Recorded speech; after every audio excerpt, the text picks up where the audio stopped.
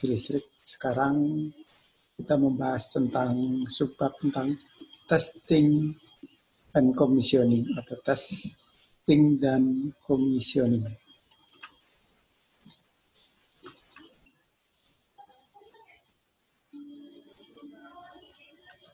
Dalam kuliah ini akan kita bahas tentang pemeriksaan instalasi listrik, pengujian instalasi listrik, pedoman pemeriksaan. Jadi setelah pemeriksaan kita pedoman pemeriksaan. Jadi pedoman pemeriksaan instalasi listrik seperti apa, terus pengujian fisik instalasi, dan sertifikat layak operasi. Baik, pertama kita membahas tentang pemeriksaan.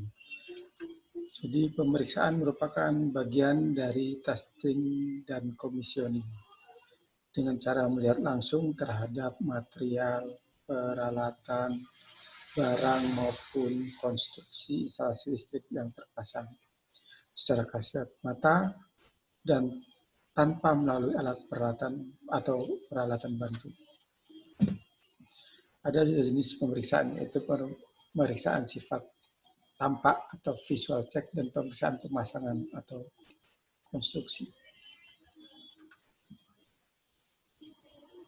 Jadi dalam dunia nyata memang pemeriksaan itu bisa sesuatunya harus yang kasat mata.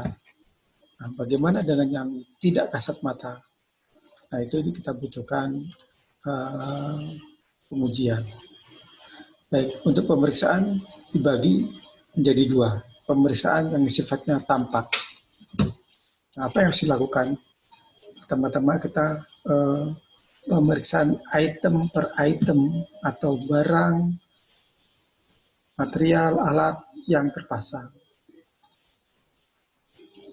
Kedua, pemeriksaan sifat tampak ini bertujuan untuk mengetahui apakah perlengkapan yang dipasang telah sesuai dengan spesifikasi di dalam kontrak.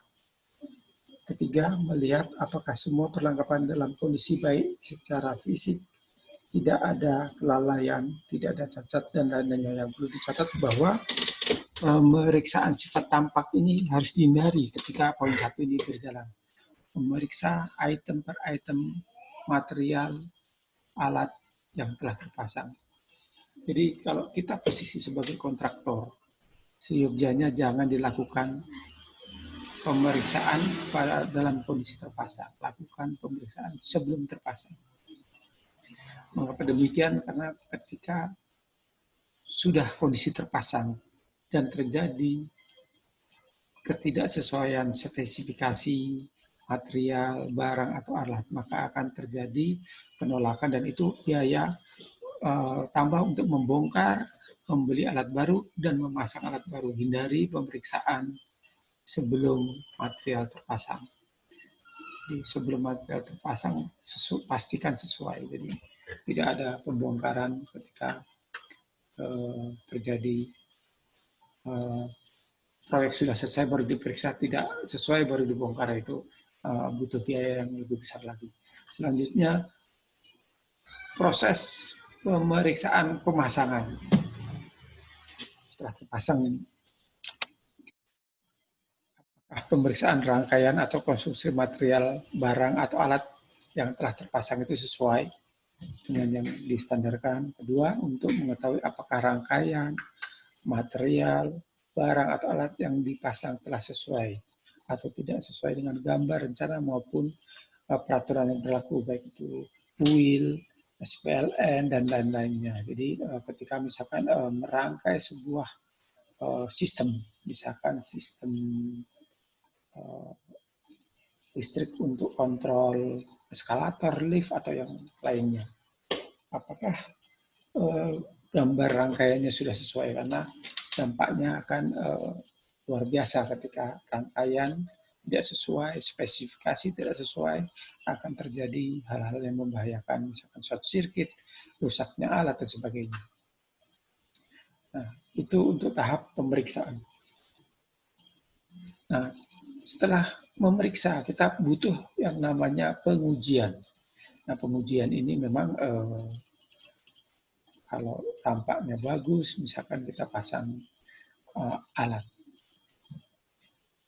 Harus diuji, looknya bagus, tampaknya secara visual bagus, tapi kita butuh lakukan sebuah pengujian. Pengujian merupakan bagian dari testing and commissioning, di mana untuk dilihat dengan kasat mata tidak bisa dilakukan. Jadi misalkan secara kasat mata itu bagus semuanya, tetapi secara fungsi, nah itu kita lakukan pengujian. Misalkan kita mau melakukan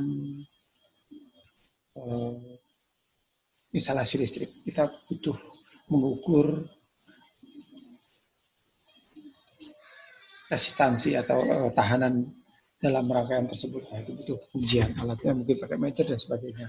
Ini beberapa jenis pengujian antara lain. Satu, pengujian secara individual. Kedua, pengujian atau pengukuran tahanan pembumian atau groundingnya. Ketiga, pengujian tegangan tembusnya berapa dan sebagainya. Selanjutnya, pengujian sistem pengamanan. Mungkin sistem pengamanan ini baik misalkan instalasi listrik itu pembumiannya seperti apa, kalau terjadi hubung singkat alat proteksinya apakah sudah ada atau tidak, itu perlu kita lakukan pengujian.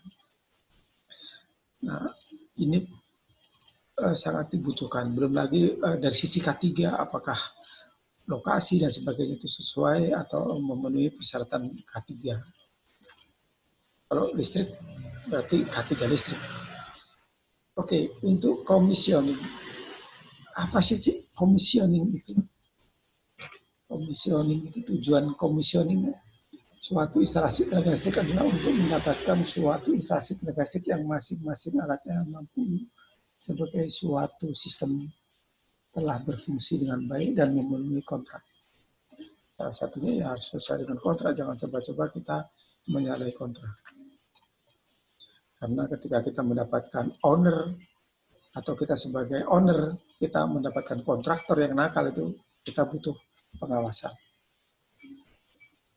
Commissioning perlu dilaksanakan dengan tujuan. Jadi commissioning itu perlu tujuannya untuk mengetahui apakah pemasangan dan penyetelan dari tiap-tiap peralatan selama konstruksi atau pembangunan telah baik.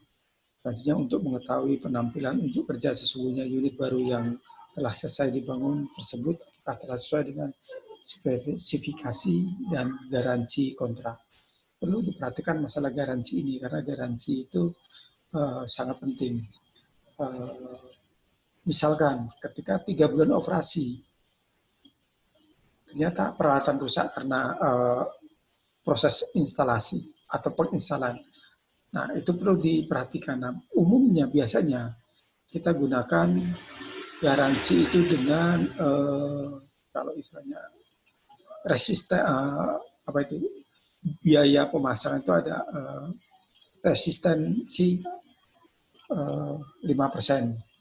Nah, itu kenapa ada kita tahan biaya dia 5% pembayaran di belakang itu untuk mengatasi masalah garansi ini. Ketika masa retensi ini terjadi kerusakan alat akibat kelalaian pemasangan dan sebagainya di luar kesalahan pengoperasian.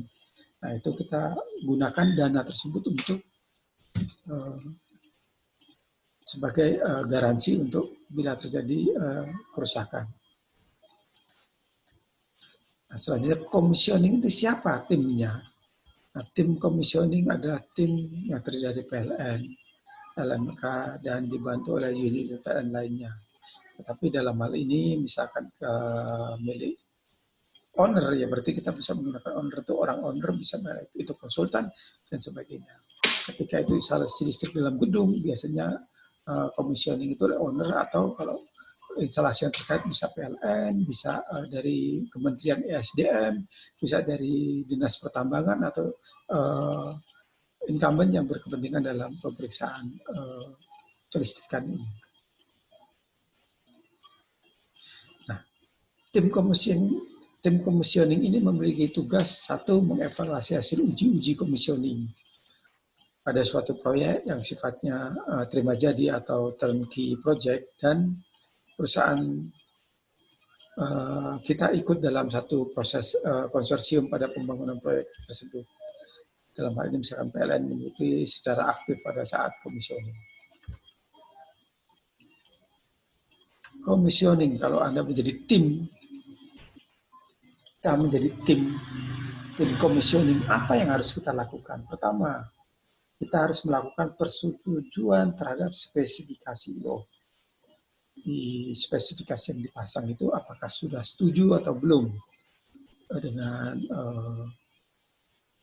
kontrak di commissioning. Wah, pertama yang harus dilakukan ya menyamakan spesifikasi dengan kontrak. Jadi ketika kita menjadi tim commissioning, kita harus pegang kontrak, pegang gambar, pegang kontrak, pegang gambar, kita samakan apakah kontraknya, gambarnya sesuai dengan spesifikasi ini. Pertama, kita harus menyetujui terhadap spesifikasi.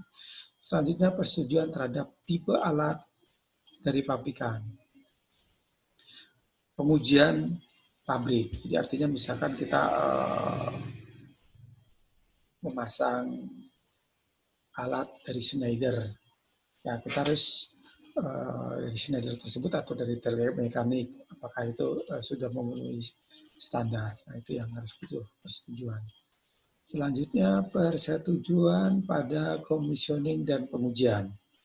Jadi setelah dilakukan commissioning, sudah dilakukan pengujian, ya kita harus melakukan persetujuan atas commissioning tersebut, bahwa mungkin berita-berita acara bahwa pada hari ini telah dilakukan pengujian atau telah dilakukan commissioning atas proyek ABC dan sebagainya, dan dilakukan satu berita acara. Selanjutnya, selain pengujian fisik, juga operasi dalam masa garansi, apakah beroperasi sesuai dengan ketentuan atau dengan eksepsi yang sudah kita standarkan. Selanjutnya, keadaan tata letak pemasangan perlengkapan instalasi listrik. Jadi misalkan ini lebih detail lagi. Untuk keadaan tata letak pemasangan perlengkapan instalasi listrik yang meliputi, nah apa yang harus kita periksa atau kita uji untuk instalasi tata letak pemasangan instalasi ini? Pertama, kotak sekringnya atau kotak PHB-nya. PHB atau perangkat pembagi, apakah harus telah selesai. Misalkan untuk KWH meter, orang umumnya menyebut ya setelah KWH meter ya, PHB itu ketinggiannya 175 cm dari lantai.